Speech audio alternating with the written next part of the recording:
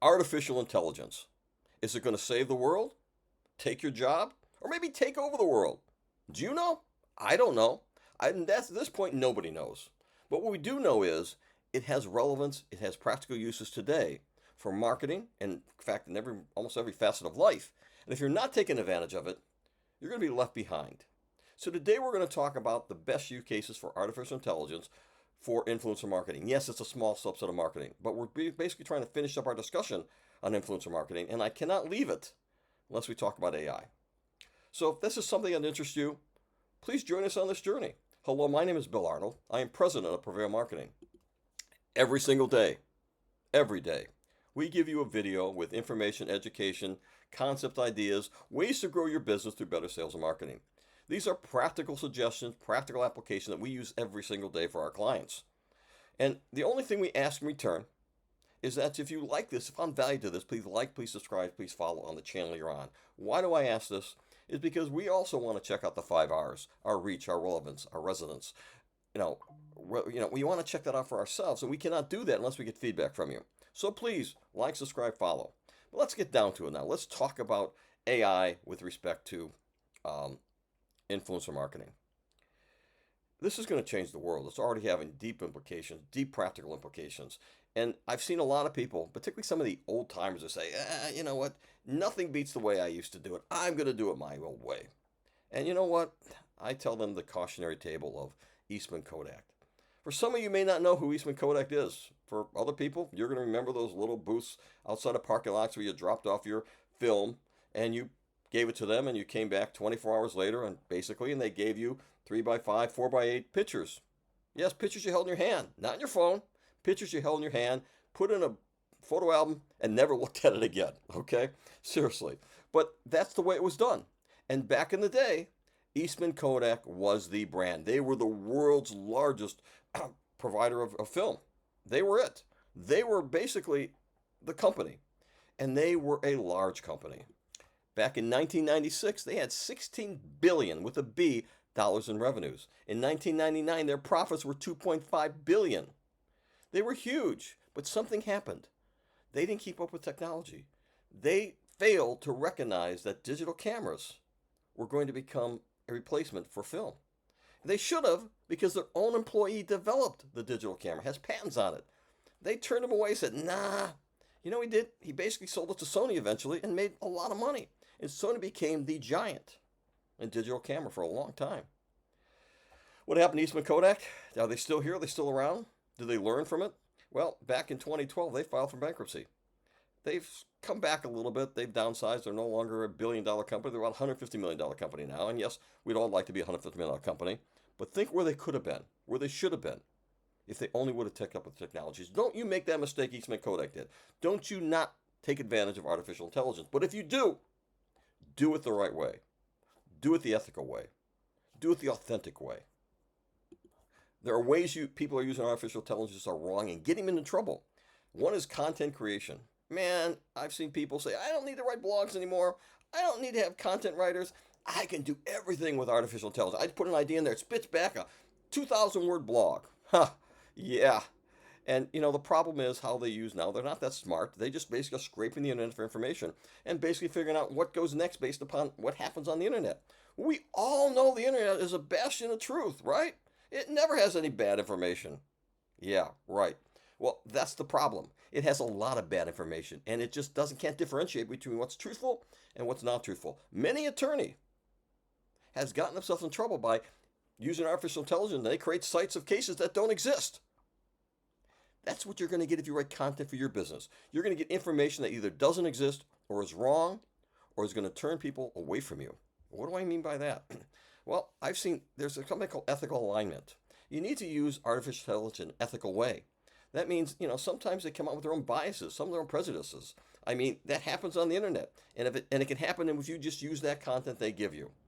Also, don't use AI for deepfakes. That is just wrong. If that person is not saying them themselves, don't create something that doesn't exist. In fact, I'd even go so far as recommend you don't create that for anything more than thumbnails for creating for pictures. Why? Yes, they can look creative, and I played around with it and tried it, but I also see some really strange results. I've seen people with two thumbs, people who look so thin they look like, they can break in half.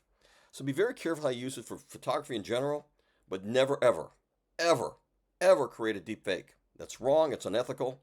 And the other problem with creating content with artificial intelligence, you lose your authenticity. I mean, when I write content, it's unique to me. No one has my voice. No one has your brand voice. And if everyone starts using artificial intelligence, we're all going to start sounding the same. There's going to be no differentiation. It's going to get boring. Be unique. Be special. Hire that content person. They're worth their weight in gold if they write great content. I promise you, it works. But there are ways that you should use AI. There are actual applications that you should be doing it. And I'm going to break it down between what companies should be using it and what influencers should be using it.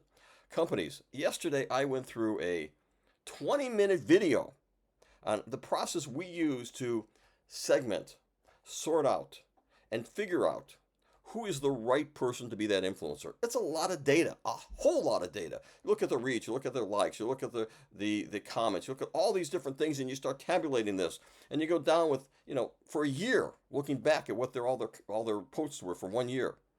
That's a lot of work. It takes a lot of time. But you know what can do it real easy? Artificial intelligence. Put the right parameters in there, it spits it out in seconds. Man, it has been such a time saver. Now, of course, in the beginning, we double, triple checked. Is that right? It seemed too easy. It was right. It was accurate. So there are parameters you can do that. As a company, I'd recommend that's one of the ways you do it. So find your influencers. That's number one. Segment your list. That's number two. Investigate the candidates. Wow. We use artificial, that's what it does. It scrapes the internet, right? So it scraped the internet and found all the information we want about these candidates. Found who had, issues and whatever it might be. It's a great way to do this. We also use it for ROI tracking. It's a great way to do ROI tracking. It can analyze campaign performance. It can provide you feedback and help determine the appropriate spend you have. So those are the ways that we use it for influencer marketing. Do we use it for other areas? For regular marketing? Yes. But we're talking about influencer marketing today. What should influencers use it for? Well, I've already said influencers don't create your content for it. Don't have it write the content. But you know what it really is great for? And we use it for all the time? Idea generation. If you do a blog a day, a video a day, man, some days you're sitting there saying, I can't think of a single thing to write about. Wow, what could I possibly write about? Guess what? We use AI all the time to generate ideas. Figure out which ideas are going to be trending. Which ideas are going to get the best SEO. Great way to use it, idea generation. Improved SEO. Most content writers don't focus on keywords. In fact, I tell our content writers, if I see you starting with keywords, leave. I don't want to see you part of our company. I want you to write from the heart, write from the brain, write genuine conversations with people. Afterwards, when you're done, now's the time to analyze, could there be some keywords that can be sorted in and replaced in the right proportion, the right density? Well, that takes time. Not for AI, it doesn't. AI can do that very, very well. The other way that I use AI for influencer is I don't use photography, but I use it to generate thumbnails. Creating interesting thumbnails takes time and energy. It can be aggravating. I mean, our graphics people hate it when I say, I need a thumbnail for this. I need ones every day. I need a couple every day. Just for me, not counting our clients. They hate that. I can get AI to generate a thumbnail in a few seconds. Other way is research. I use AI for research all the time. When we write content, if you generate content, I don't care what industry you're in, I don't care if it's for a client or for ourselves, you want to have up-to-date, accurate information. Now, as I said, there's problems. It just scrapes the internet, so not all of it's accurate and up-to-date, but it will assemble all the areas you need to look at. What I always do when I ask for it is I ask them to give me the source. ChatGPT gives me the source. It'll say, this is a comment. In fact, it usually probably plagiarizes it because it's saying this is the comment. I got it from this site. And you can then judge the relevancy of that site, judge the integrity of that site. Now, I've never used that content the way it's written because it's plagiarizing, but it will do research for you and give you the citations. That's a great way to use AI. I'm sure there's others. If there are that I haven't talked about, please share with me. I'd love to know. I want to learn too.